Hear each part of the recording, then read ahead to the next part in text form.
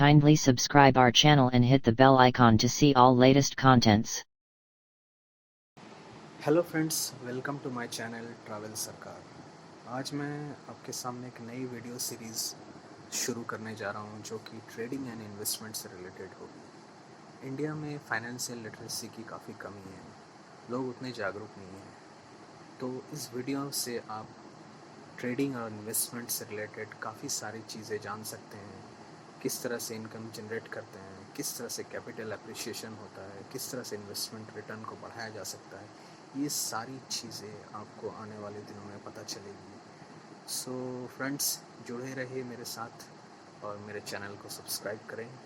तो चलिए शुरू करते हैं ये वीडियो। तो हम लोग सबसे पहले शुरू करते हैं इन्वेस्टमेंट से, फिर चलेंगे ट्रेडिंग की तरफ। अब जो भी आदमी पैसे कमाता है उसमें सब खर्च करने के बाद जो शेष रह जाता है वो कहीं ना कहीं उसे निवेश करने या इन्वेस्टमेंट करने की सोचता है।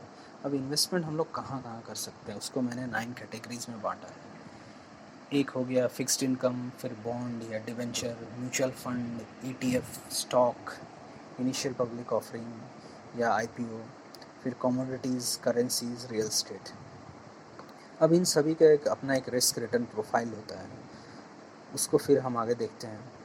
जैसे फिक्स्ड इनकम हुआ, उसमें रिस्क फ्री और उसमें रिटर्न भी फिक्स होता है। अब फिक्स्ड इनकम जो सबसे ज़्यादा इंडिया में पॉपुलर है, जैसे fixed deposit, post office schemes या फिर पब्लिक प्रोविडेंट फंड, ये सारे रिस्क फ्री होते हैं मोस्टली, और इनमें रिटर्न भी लिमिटेड होता है, क्योंकि 5.5% से 7.5% के करीब हो सकता है।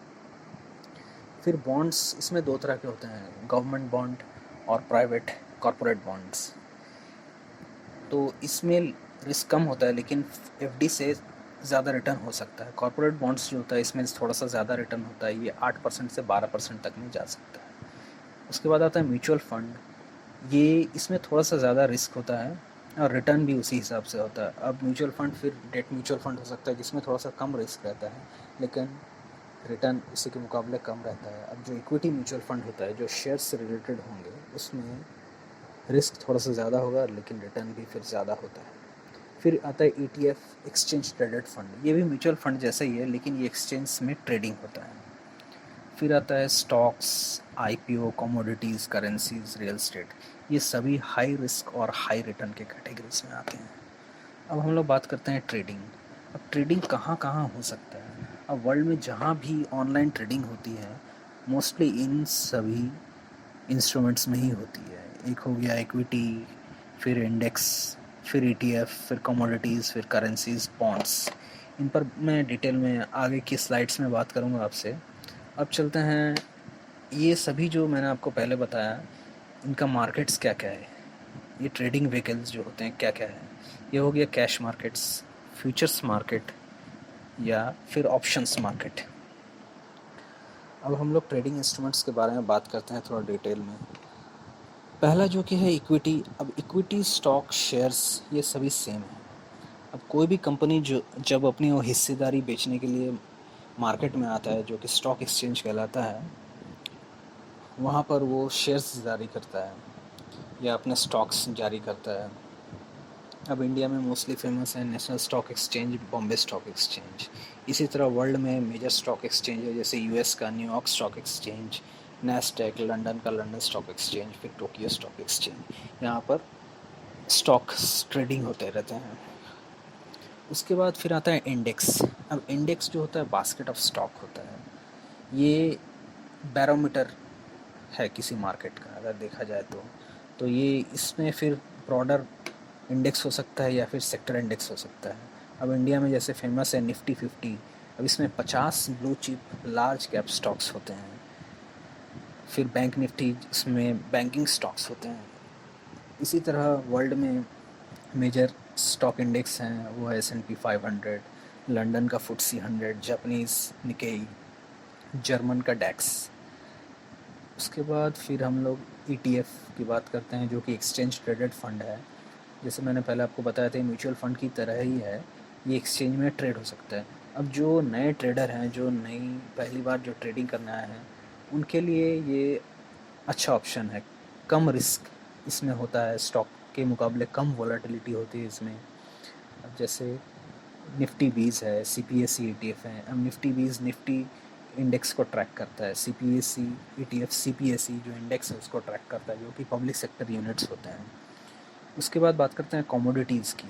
अब कमोडिटीज़ भी एक्सचेंजेस में ट्रेडिंग होती है। इंडिया में मेनली NCX और NCDX कमोडिटी है। अभी BSE को भी और NSE को भी परमिशन दिया गया कि वो कमोडिटीज़ की ट्रेडिंग कर सकते हैं। अब इसमें मेनली गोल्ड, सिल्वर, जिंक ये मेटल्स की कैटेगरी में होते हैं। फिर एनर्जी में क्रूड ऑयल, नेचुरल गैस इसमें ट्रेडिंग होता है। फिर एग्रीकल्चर जो कमोडिटीज़ होगा उसमें चीनी, गेहूँ, कार्डामोम, मेंथा ऑयल ये सब का ट्रेडिंग हो सकता है, जो कि NCDX में होता है। अब हम लोग ट्रेडिंग के नेक्स्ट जो है, हाँ, फिर करेंसीज़। अब करेंसीज़ पर बात करते हैं। अब करेंसीज़ जो होता है ये फ्यूचर एक्सचेंज में ट्रेडिंग होता है, और ये मेनली पेयर्स में ट्रेडिंग होता है। अब जैसे इंडिया में इंडियन रुपी INR से जो डिनोमिनेटेड है उस पर ट्रेडिंग होता है, जैसे USD INR हो गया, यूरो INR हो गया, GBP INR हो गया, या फिर जापानीज़ येन। अब ये जो है फॉरेक्स मार्केट या फिर करेंसी मार्केट कहें, ये 2400 घंटे चलने वाला मार्केट है, ये कभी रुकता नहीं है। अब ये इसमें इक्विटीज़ से भी ज़्यादा वॉल्यूम होता है। अगर ऑल ओवर वर्ल्ड की बात करें तो काफ़ी ज़्यादा लिक्विड मार्केट होता है ये। अब इंडिया में अगर INR की ट्रेडिंग रुक भी जाए तो ये US में, UK में, दुबई में कहीं ना कहीं चलते रहता है ट्रेडिंग। अब वर्ल्ड की मोस्ट लिक्विड करेंसी में आपको बता दूं, जैसे यूरो USD GBP या फिर USD JPY, ये सारे लिक्विड करेंसीज हैं। उसके बाद आता है बॉन्ड्स और डिवेंचर की बात। इससे पहले मैंने आपको बताया कि बॉन्ड्स दो तरह के होते हैं, जो गवर्नमेंट बॉन्ड है, कॉर्पोरेट बॉन्ड्स हैं। ये भी मार्केट्स में ट्रेड होते हैं। अब इस तरह के इसमें जो एक्सचेंजेस में ट्रेडिंग होता है, इसमें फिर जनरली क्या होता है कि रिटेल्स और फाइनेंशियल इंस्टीट्यूशन ज़्यादा पार्टिसिपेट्स करते हैं। तो अब ये जैसे कि सबसे बड़ा डिफरेंस यही है कि इसमें कि बैंक FD और बॉन्ड्स में अगर FDs ट्रेड नहीं होते हैं, लेकिन बॉन्ड्स में जो होगा वो एक्सचेंज में ट्रेडिंग करेगा, लेकिन इसमें आपको डीमैट और ट्रेडिंग अकाउंट चाहिए। अब हम लोग आगे बात करते हैं जो ट्रेडिंग मार्केट्स की। फिर सबसे पहले आता है कैश मार्केट, जहाँ पर स्टॉक्स बाई एंड सेल किया जाता है।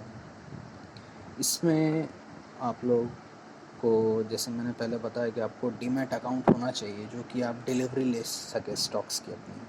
और ये ठीक बैंक अकाउंट जैसा ही होता है, बैंक में आपके पैसे रखे रहते हैं और डीमैट अकाउंट में आपके स्टॉक्स रखे रहेंगे इलेक्ट्रॉनिक फॉर्म में। अब ट्रेडिंग अकाउंट जो होगा वो आपका सारा जो ट्रेडिंग लेजर्स है, वो सारे चीज़ें, ट्रांजैक्शंस मेंटेन होगा उसमें। अब कैश मार्केट में ये है कि इसमें आप शॉर्ट सेल नहीं कर सकते हैं। या तो आप बाई करेंगे, बाई करके सेल करेंगे, या तो इंट्राडे ही सेम डे आप सेल करके आपको अपना पोजीशन स्क्वायर ऑफ करना होगा, मतलब सेल करके आपको बाई करना होगा।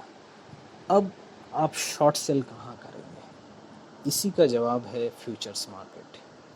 फ्यूचर्स मार्केट वो जगह है जहाँ पर ये सारे जो एसेट क्लासेस जो मैंने आपको बताया, इंडेक्स, स्टॉक्स, कमोडिटी, करेंसी, इन सभी पर ट्रेडिंग होता है। अब यहाँ पर आप शॉर्ट सेल कर सकते हैं। शॉर्ट सेल करने के बाद आप उसको एक दिन से ज़्यादा उसको रख सकते हैं टिल उसके एक्सपायरी तक। इसमें एक एक्सपायरी होती है, जो कि एक्सपायरी पीरियड तक आप उसको रख सकते हैं, फिर बाद में रोल ओवर भी कर सकते हैं। अब हर एक फ्यूचर मार्केट्स में जो भी आप जहाँ पे ट्रेडिंग होगा, चाहे वो इंडेक्स होगा, स्टॉक होगा, कमोडिटी होगा, करेंसी होगा, उसका एक लॉट साइज़ रहेगा जो कि कॉन्ट्रैक्ट साइज़ होता है। उसमें ही आप ट्रेड कर सकते हैं। उसके लिए आपको एक मार्जिन पे करना होगा। अब जैसे इंडिया में इंडेक्स में निफ्टी 50 है, बैंक निफ्टी है, उसका लॉट साइज़ 75 है निफ्टी का, और बैंक निफ्टी का जैसे लॉट साइज़ हो गया है अभी 20। इसी तरह स्टॉक्स में है टाटा स्टील, टाटा मोटर्स, इनका भी अलग अलग लॉट साइज़ होगा। टाटा स्टील का जैसे 1500 होगा, फिर आपका रिलायंस का 500 होगा, इस तरह से अलग अलग लॉट साइज़ हैं स्टॉक्स के। उसी तरह से फिर कमोडिटीज़ का होगा गोल्ड, सिल्वर, क्रूड ऑयल। फिर करेंसीज़ का होगा जो कि USD INR 1000 USD से इसका होता है मिनिमम इसका लॉट साइज़। उसके बाद आता है ऑप्शंस मार्केट। अब ऑप्शंस भी एक तरह का डेरिवेटिव फॉर्म ही है, लेकिन इसमें फर्दर ये कैटेगरी होता है, इसका कॉल और पुट में होता है। अब जो कि आपको अगर स्टॉक्स या इंडेक्स कुछ भी अगर आपको बाई करना है तो आप एक छोटा सा प्रीमियम देके कॉल ख़रीद सकते हैं उसका, उस लॉट साइज़ का, या फिर आप फ्यूचर के ही तरह फुल मार्जिन पे करके आप ऑप्शन सेल भी कर सकते हैं। तो या तो आप कॉल बाई कर सकते हैं या तो पुट ऑप्शन सेल कर सकते हैं। इसी तरह अगर मार्केट में आपका जो व्यू पॉइंट अगर नेगेटिव है, बेयरिश है, तो आप यहाँ पर पुट बाई कर सकते हैं, जो कि आपको एक स्मॉल एक प्रीमियम देना होगा, या फिर फुल मार्जिन पे करके स्टॉक की सर्टेन इंडेक्स की आप वहाँ पर कॉल सेल कर सकते हैं। तो इसी तरह ऑप्शंस का भी जो एक लॉट होगा उसका एक कॉन्ट्रैक्ट एक्सपायरी भी होगा। तो फ्रेंड्स, तो ये काफ़ी सारी चीज़ें हैं जो मैंने एक वीडियो में सम अप करने की कोशिश की है।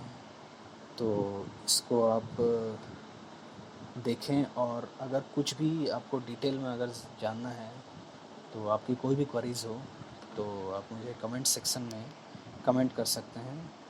सो thank you. Like, share, subscribe करें इस वीडियो को। आगे और भी आपके लिए इंफॉर्मेटिव वीडियो ट्रेडिंग और इन्वेस्टमेंट से रिलेटेड मैं लाता रहूँगा। Thank you once again.